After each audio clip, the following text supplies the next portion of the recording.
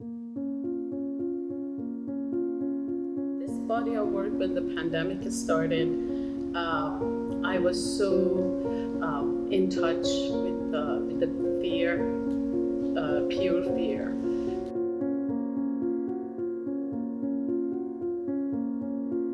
The stories, how many died and how they died, or for example, this person did this and that happened, and you have to wash your hand all the time, and you know, people are crazy running to the store, and it was just like a chaos that I would never ever think that in America this happens. I mean, I've been, because I'm from Iran, through the revolution, after the revolution, we experienced something like that. Even though we run to the stores and buy stuff because we were afraid that the borders are closed.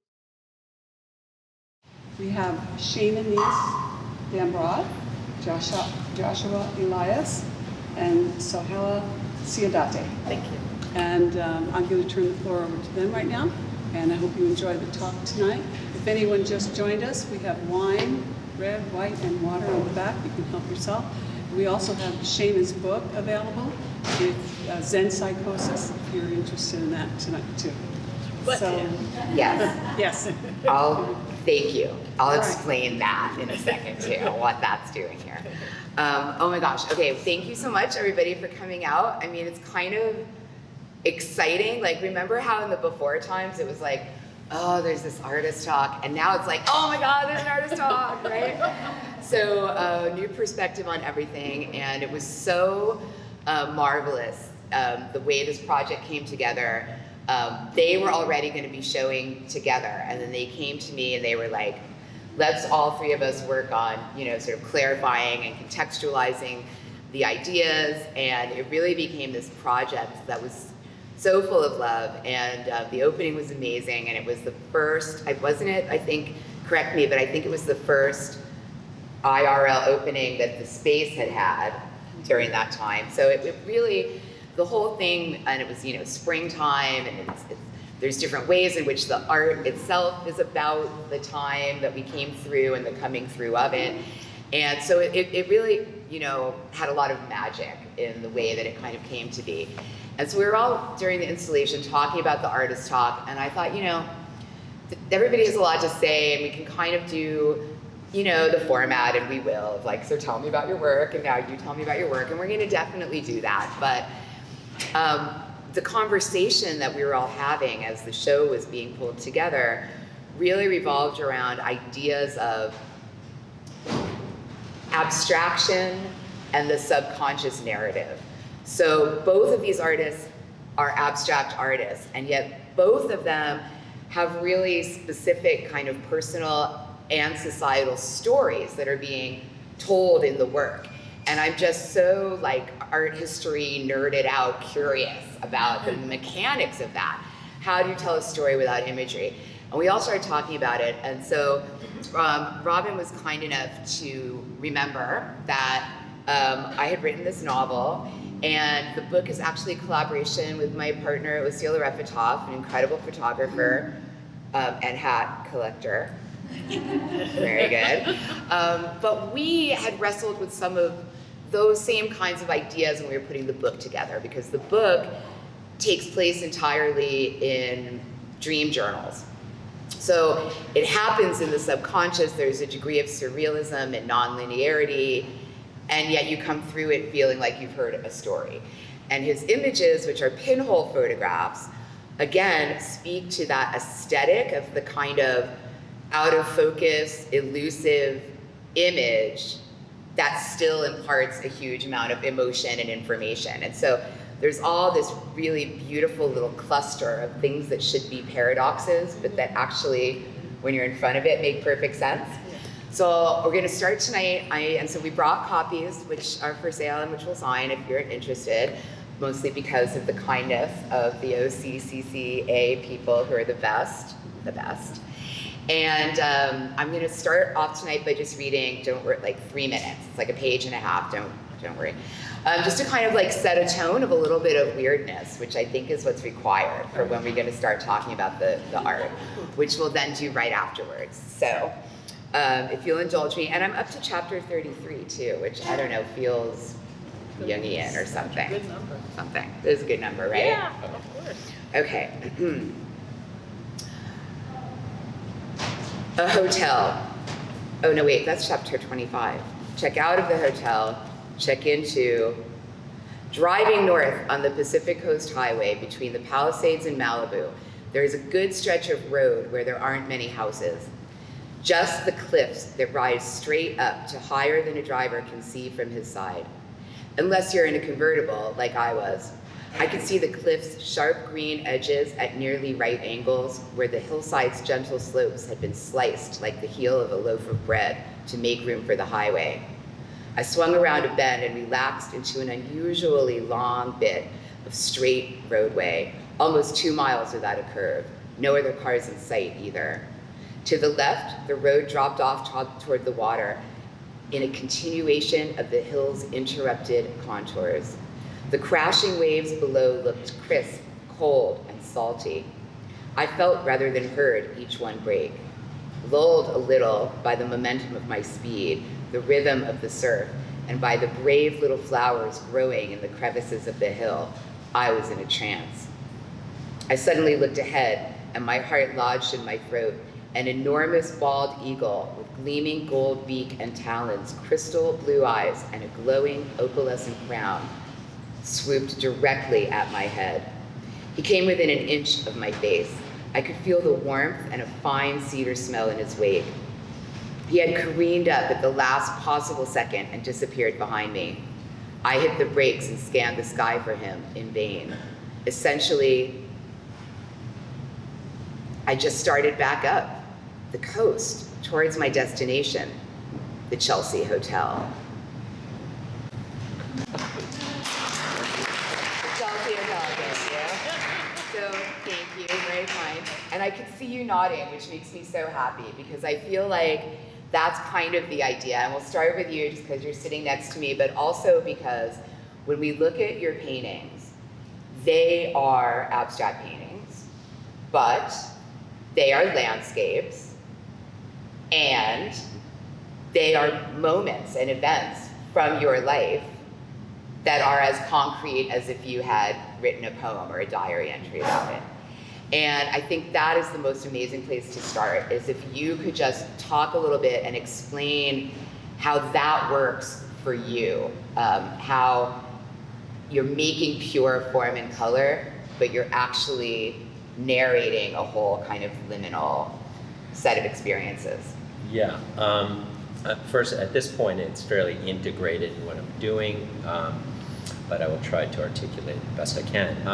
I think right now, I have a catalog of life memories and experiences. Not that I'm done, but they're layered on top of each other, and I'm able to pull them out when I need them.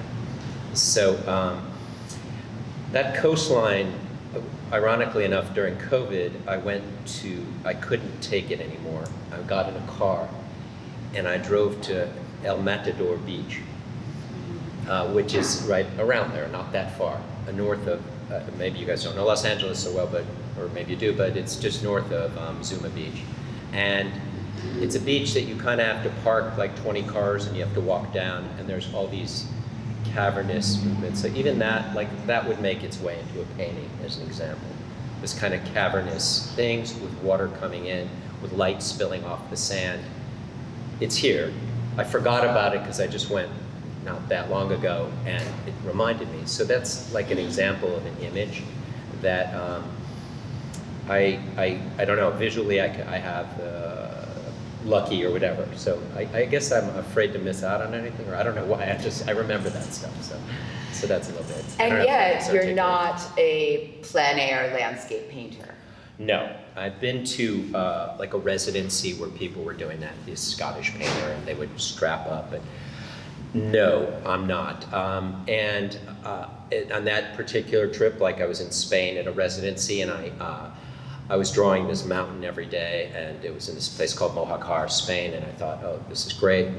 this is the mountain of Mohakar, and then I found out the real mountain is over there, which kind of makes sense. So I'm always getting pointed in a different direction. The wrong mountain would be a great name for something, by the way. Just like write that down for later. It'd be amazing. It's in. It's a lock. Yeah. So, yeah. Well, I mean, because there's ones, you know, that are a little bit more obvious, and I feel like there's like pictorial space and receding pathways and sort of hedges and lawns, and a little bit of that is the brain's sort of inevitable need to create imagery or to sort information out and to find something familiar, some place to be in the image. But the thing is, it's not all in our minds, it's in the work. Okay, yeah, I mean, I assign certain things like to create space amongst that, this kind of light blue kind of, you know, I understand that this is a conversation with whoever's looking at this. I'm not so presentational, but it's a conversation that's going on, and that's what I want with my paintings, where people can kind of dialogue with it for themselves, and it's different for every person that sees it. So let them take their own little trip up the coast, you know, to work. So, you know. I love that. And then, and we've talked before about this idea that, you know, the mind wants a story, and if they're not going to get a story in the picture, the next place they go is maybe the story of how something got made, what it's made of, how the artist did it. That's a story too. True. And so with abstraction, I feel like there's some of that at play. Yeah, absolutely. And I mean, I once taught years ago, and I thought about where you start on a painting, and that's like a way. And I always the upper left-hand corner, I always wipe out. I don't know why, because I just think organically of form, and this is not organic to me so much as square. There's only 3 shapes, you know, in the physical universe. So I have a tendency to round things off a lot, maybe too much, and I'm aware of that. And I've tried adding structure in, like with that painting right there. Yeah, so, and I've done it now over time. And that's, it's kind of a conversation between north and south, and, you know, and cutting through space. Yeah, Excellent. As far as movement. I love that, thank you. We'll definitely come back to that, because movement and sense of movement is going to be one of those things too. And then believe me, there's a whole conversation coming about palette too with both of you. So for you, I mean, a lot of what he just said, I feel like is sort of a similar, but a little bit through the looking glass, not the opposite, but just a little bit, because obviously, you know, it's abstract in the sense that the circle, the sphere is geometry rather than, say, an object, except that part of the story that you're telling in these works is very much about the circle and the sphere as an object, because they started as a kind of unsettled response to the pandemic. And this idea that a cell, a tiny cell, a microbe, a circle an invisible circle can create everything terrible that it created, the literal sort of apocalypse, right? But a circle is also an inclusive, embracing social and family structure. It's a kind, so there's a danger, and we're all looking at these coronavirus graphics, but it's also the planet and the atmosphere and our families. And so the fact that this one sort of fundamental shape could contain all of these different threads of the experiences that you were having, and that the motif could be repeated with so much variation. So, and to me, that's the story, right? Is how that all happened. So sort of same question, like, please talk about that. Well, this body of work, when the pandemic started, I was so in touch with the fear, pure fear, and I was like, you know, constantly. I think everybody was like on the phone, internet, reading these stories, how many died and how did they died, or for example, this person did this and that happened, and you have to wash your hand all the time, and you know, people are crazy running to the store, and it was just like a chaos that I would never ever think that in America this happens. I mean, I've been, because I'm from Iran, through the revolution, after the revolution, we experienced something like that. Even though we run to the stores and buy stuff because we were afraid that the borders are closed, so there is nothing is going to be imported. So, and then I was like, oh my God, people are crazy here too. You know, it's not only over there. It's like everybody's buying, why they're buying paper, toilet paper. It's just that. That will never not be funny. Even though it was horrible, it became funny so quickly because of human nature. Yeah. As a And coping. then when I actually started to look at this virus itself, the form, the shape, and I was like, this is so beautiful. How come something so beautiful can be this, killing this, this many people, young people, old people. So I was like, I started with that piece, and I start burning. First of all, I was burning it with the torch, and I was like, I hate this. And I was just keep putting it in the fire, rolled it, and I put it in the fire, and the other side put it in the fire, and the other piece as well. And I was like, I thought all my anger and my fears are coming through that way, because at home I could not even, say anything, because my husband is a panicky person. So I just was like, okay, I'm the one who's always holding it. So if I... Hello, if you're watching at home. If I lose it, everything is going to fall apart. So Right. that's when I started. And then all of a sudden I saw that I'm caught in this circle. I'm just... Well, for me, it was like with any kind of cough or sore throat a little bit, I felt like, oh God, I have it. Is this it? I got it. Yeah. Yeah, that's it. Okay. If, oh God, please don't let me die until I finish that painting. Seriously, I was saying that. I was like, Artists, God, you guys. I hope I do not die until I finish my work. At least I can leave this for them. Seriously, I was like, because, well, we have such obsessive minds. If you don't have obsessive mind, you can't be an artist. I sleep with thinking about art. I get up with thinking about art. I eat with thinking about art. Even when I was making sex, I was thinking about art. Seriously, I was like, which one should I do? Hello, if you're the husband, if you're still there after the panic comment, please no. No, but I'm serious. I'm serious. I always think about art. All right. So if I can make a piece that pulls you over to see, then I did a good job. But being an artist, we're always thinking about it. And seriously, maybe if my daughter is gonna watch this, but I think more of my art than my daughter. Let's put it this way. I don't know. It's just that, I'm like that. So, but yeah, with every little things like getting cold or something, I thought I was scared that I have it, And I was like, I'm not going to say anything.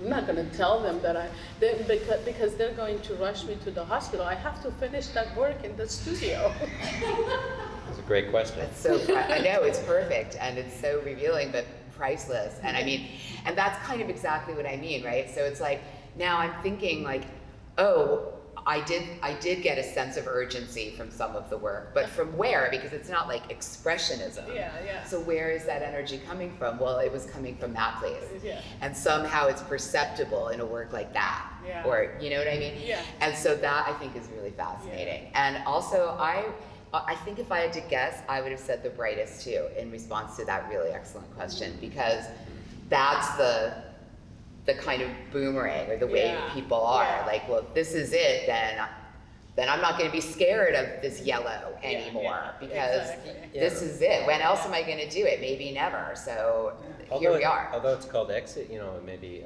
it's an opening, and that question doesn't have to be, A sortie is also a military term for going out on a raid and with the expectation of coming back. Yeah. Right, Yeah. right, returning. Yeah. That's That's- what that's to pretty me wonderful. circle is. Yeah. It's like, totality. It's no end and not beginning. So it's just that whole world is circle. Right. So, for me, that piece, the brightest part was that because, something is bursting out. So Which piece? I don't The know. red one? The big one. The big this one. right Big one. here. I see, On I the see. wood, yes. Yeah. That is wood. Mm. So. Well, that to me, I mean, that one has a lot, like that has kind of all the macro, micro, it's the universe, it's Yeah. the solar system, it's the planet, it's a germ, it's, it has it has elements of each of the kinds of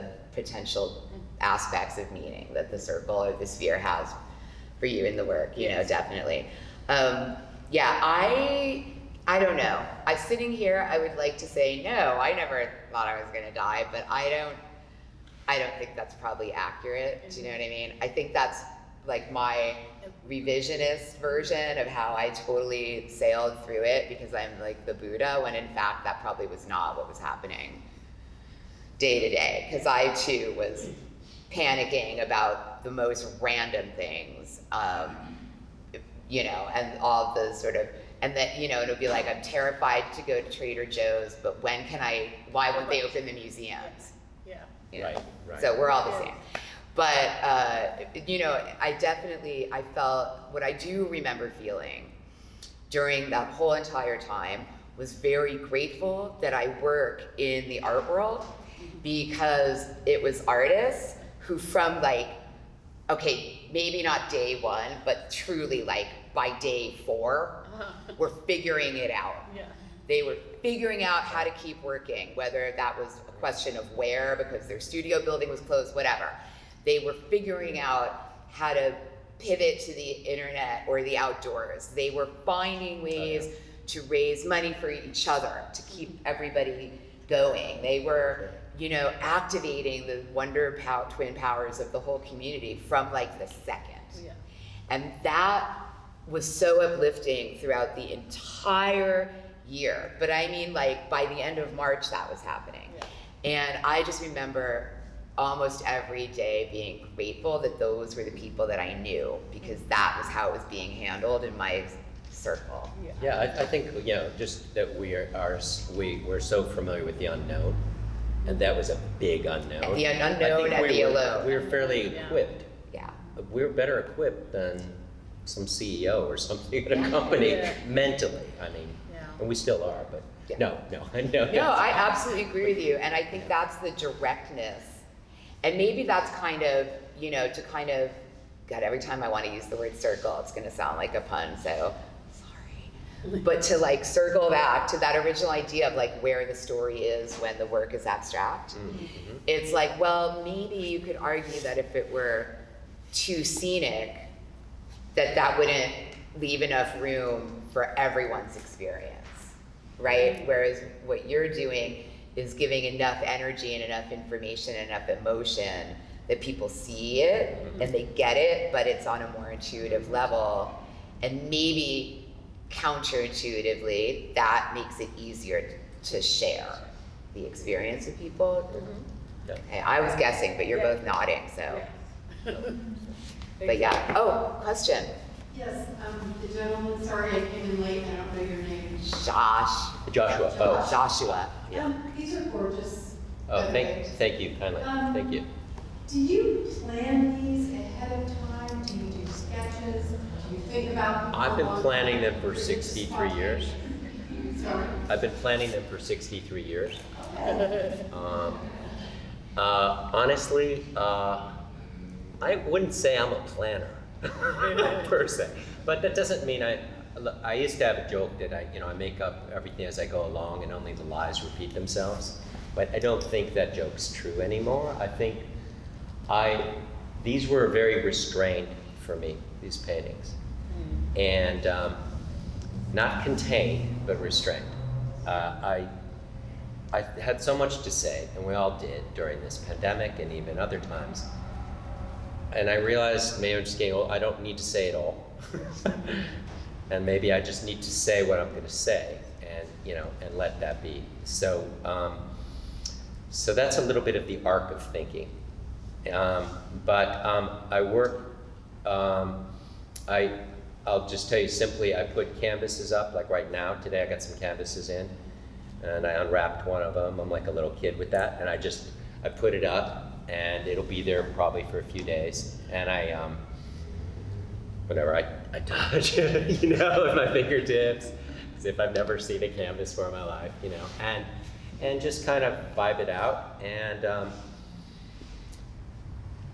my table is an absolute mess for other people, but for me it's total order. Oh, that's my table calling right now. Probably your husband. Oh my God. You're in trouble for that last comment. I know. So anyhow, so basically, so that's a little bit of, so then I work with, I figure out some colors that I'm going to work with. So there's some forethought. I don't draw usually on the canvases, and but most of these I use a base color that I create, my own color, mixed color, and there you go. So I do that, and then I meditate. I've been listening to some good stuff, some woman that just sings, I don't know, on YouTube, that's just all, no words, just, sounds. And so I have ritual, I guess. Is that a plan? Maybe, yeah. I like that. And now for you, I want to hear almost, and then, but I almost wanted to ask you the same question, because you have to plan, because the central image, the circle, has to be correct. But beyond that? No, I don't. None of these I planned to have circle. I did not plan. I just went like that, and then after 3 days, I sit down and look at it, and I'm like, what is that line? I just start writing a lot of calligraphy on each, from the great poet that I love in Persian, from Iran, ancient one, and and then I just start painting and painting. It became circle, and I liked it, and I was like, oh, cool. Circle, so let's make it good circle, And then the other one the same. I was like, oh, I'm not a good, very calculative kind of person to do like exact imagery or something. But I was like, okay, this is something that I can do to actually work, practice to create the circle. And then I did it, and I did that one, and I did the other one, and I was like, oh shit, all of them are circle, okay, cool. Right. And then you start thinking about, and then you realize why it's been in your mind, and then it's like, oh, wait. Because most of these pieces, but that came really, later. I was crying when I was making them. And I was writing this poetry, and I was like, oh my God. I thought, oh geez, good that I don't have any camera around here. People think, really, this is crazy person. But if they see me at work in the morning, they don't even think about that. They like just, person standing like upright and everything. But at night, I'm like so, down on my knees in front of my pieces. You painted these at night? Yeah. I painted most of them right before night hit. Oh, really? Yeah. Yeah. No, I did it at nighttime. Interesting. That is interesting. That is. Oh yeah. Well, first Michelle, and then Alan. Yeah. So there's always a positive with every negative in life, kind of thing. Call it the silver lining. Well, this is a question for both of you. Was there ever a time where, as you were making your art, that it actually made you feel better, and you were, not coming from a place of fear, but actually made you get lost in it, or made you feel some sort of inspiration? During making it or after making it, you mean? Or Well, when I Anytime. anytime. Yeah. Oh yeah. Like at what point Oh, yeah. did it change? Right after. When I get into the studio, I have all of these negative feelings, and that I have to deal with during the day. and either with family or with, work or whatever. And then after, when I go past that, I'm in that environment, it's so sacred to me that it's like I change my clothes. It changes me. I don't know. And I start working, and even if I encounter difficulty to create what I wanted, still it is, I just don't remember what I felt when I came in. So in that space, yes, And everything you were changed. able to do that for this particular, like with the corona, did it change, or was it pretty much just like before corona? Did you have that same experience? Yeah, Yeah. it changed, yes.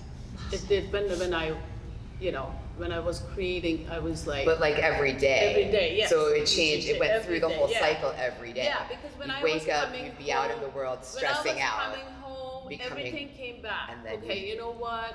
That person died because of this, and then the bad news coming from Iran, and there is no vaccine in Iran, and there's this and that. And I was like, oh shit, okay, you know what? I don't know. And then, but when I go and I stand in front of a piece and I start working, and then totally I'm in different zone, a different time, different world. I love that. That makes me really happy, and also gives me new thoughts about the solar system piece in the Yeah. back, being at night and the, Oh, and all that. Alan had a question.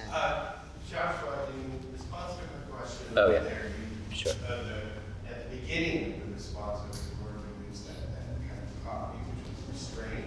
Yeah, restraint. And it made me think of if you could articulate what about that, maybe it's as a Is restraint? word is restraint, Um, or if you want to if you answer could- it, well, what should- isn't this, what would it be if it wasn't restraint? Show that painting, maybe, is there a way to do that? Yeah, okay. I could tell you, like the yellow painting is an example, okay? It's almost like in these foundations I did, it's like, oh, it's nice. Good for you. I was good with it. It wasn't a painting. It wasn't a painting I would show. It was in the womb of the studio. It wasn't yet out in the world. I wasn't, doing every moment on my Instagram of me creating it. So it wasn't out there, and it's private. So, and as far as restraint, I decided to. The way I do that, sometimes I would go on these walks. It was the way I kind of was able to get out of my mind a little bit it's the way I coped with friends. I'd walk around the reservoir, all masked up, Silver Lake. And so I'd come back, and sometimes I would have clothes on that were not my paint clothes. And I would go to my table, and I would just pull brushes out, and I would, like upper left part of that painting is really like line. I would just take a brush. I would just go for what I would really just feel into it, right? I wasn't going for it. I wasn't globbing a lot of paint on it. I wasn't timid, but I was cutting into the painting. I was cutting into this kind of solemn, uniform, minimalist work that could be interesting.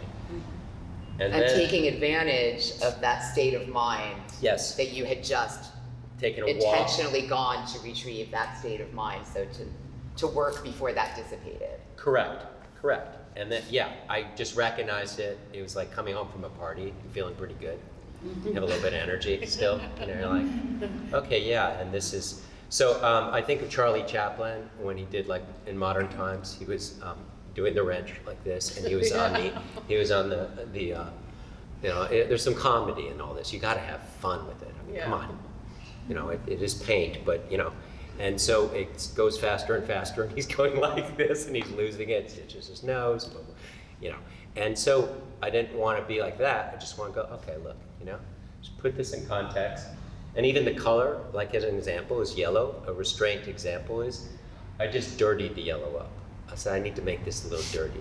This isn't so pretty. I don't mean dirty in a bad way, just like, life's a little messy. It's not just so pristine. And this isn't a Hallmarkian times, A lot of times when people are like coming out of horrible times, like in World War II.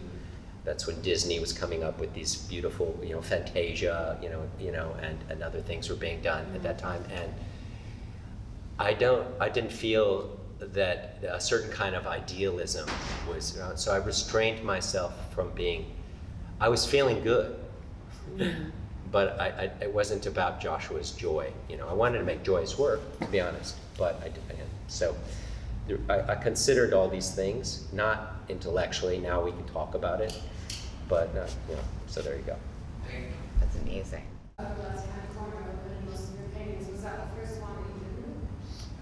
No, I do it. That's how I start. That's how I start in the paintings. A lot of them do have little things in the upper left-hand corner, but it's maybe it has something to do with second grade English. I don't really know. I didn't write my name on. I don't really know. I mean, it's just something I noticed because I was teaching people that we all have a proclivity to get started somewhere, and they asked me, and I'm like, oh. What do I do? So there you go. Yeah. One more question, if that's okay. For both of you, was there one particular painting that you had made during your darkest moment during COVID? Yeah, the one that it's on the entrance gallery, the long one. Okay. That's the one. That's the one that I was sewing like crazy, and it was the beginning, and I was crying a lot. Because in the studio, I think 1980 location, my studio is there. And there are like 15, 16 artists, or maybe more, I think. Right. But nobody was there. I was just by myself. Every day I was going there, and it was so scary because nobody, and I was just, I was like, this is like ghost town, Beach Boulevard was dead. And then the studio was dead, and at home I had my husband and my daughter and the grandson. I could not be myself. So when I was going to the studio and I was going the little loft I have at the studio, I go up and my sewing machine is there. So I start sewing that like crazy, and I was crying so bad. And I was like, my God. All of a sudden it came to me that when I was a child, I always ran to go up on a tree when I was mad or when I was being, hurt somehow, emotionally or physically. So nobody could find me. And just there, it came back to me after 50, 60 years that, oh God, it's the same feeling. Even though we think we go to therapy, we go and we worked on all of these emotions and everything, we become one with it and we're okay. But then it comes and hunts you every once in a while. So it hunted me then. That piece is where the darkest moment was. So Thank you. That's great. That's amazing. I love what you just said. And I feel like that's the answer to the first question. It's like the subconscious narrative and abstraction. It's like, well, there it is, both of you. So thank you both for being so like amazing and open with everyone. This is like, there's like been moments throughout tonight where I was just kind of like listening to you. And then I was like, oh wait, I'm supposed to be doing something. But it was, I really appreciate your openness in discussing and being so willing to share the personal level of what's going on in this really beautiful work. So thank you both. That's incredible. Okay, 8:20. I guess this is your last call. If you have any questions, now's the time to answer them. Josh never answered my question. Oh, Michelle. Okay. Sure. I thought I was good. No, she's on it. She's Okay, rephrase it. Honestly, my mind is. I was thinking about like in the hard time of Corona, there's always a positive and a negative. Right, okay. In general. Oh. And was there ever a time when you were painting that you were able to feel, I don't know, inspired? Like a or so cathartic full? moment from Yeah, that? where you don't feel the pain or the fear or whatever. And how does that play out for you during the Corona time versus before that? Did it change? That kind of thing. These are all therapy paintings. Well, I don't know if they are or not. I will say my palette has changed over the time, overall. So I would sit and answer your question to try to be direct. Maybe I did a painting in the front room there called The Ghost of Spumoni. And it's a painting you can never photograph. So I kind of like that. It's really subtle. And it's really subtle layers. And overall, I couldn't paint soft enough during this period of time. I couldn't even come on. And I kept almost on myself. I was like hard on myself to paint soft, to be honest. And that's kind of, I think, a direct connection with what was going on in the world, you know, and as artists, you know, we're sensitive, and as people, we're all sensitive to what's going on around us, even if we're not listening to the news every minute, which I couldn't after a while.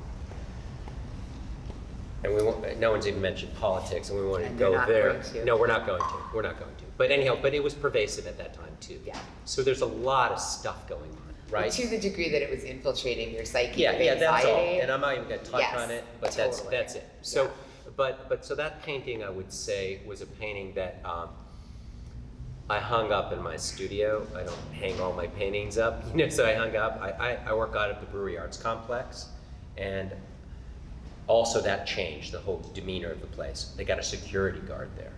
They put up gates. No more Barbaras. No more Barbaras at the bar, which was kind of a raucous activity going on there. Not people hanging out, no interactions like that. So it was more orderly. It wasn't like everyone was coming together like kumbaya, like you might think. So that was painful, and but I think that painting, I would say, was one that I did that, in maybe a lower point where I could just look at, and it made me feel good. For any other reason, it was a ghost of something really sweet, you know. Well, I love though too that your work, like your response was to go softer and gentler, and your response was to just like freak the fuck out every single night, right? And set it on fire and do whatever, right? And yet, in the end, you wound up with these bodies of work that are in such an amazing conversation with each other, despite that. And that actually has been the charm of the show for me since the first day we started working together. And I think it's really embodied in the exhibition. So I find that incredibly interesting, that you both took these narratives that should be oppositional, but you wound up kind of in this place together. I find really meaningful. Yeah. And also the charm's been working with Shana. It's been she did an amazing Really. job in curating this. Yes. Think about that. It's Yeah. not. Perfect. She did an Thank amazing you. job and really. Thank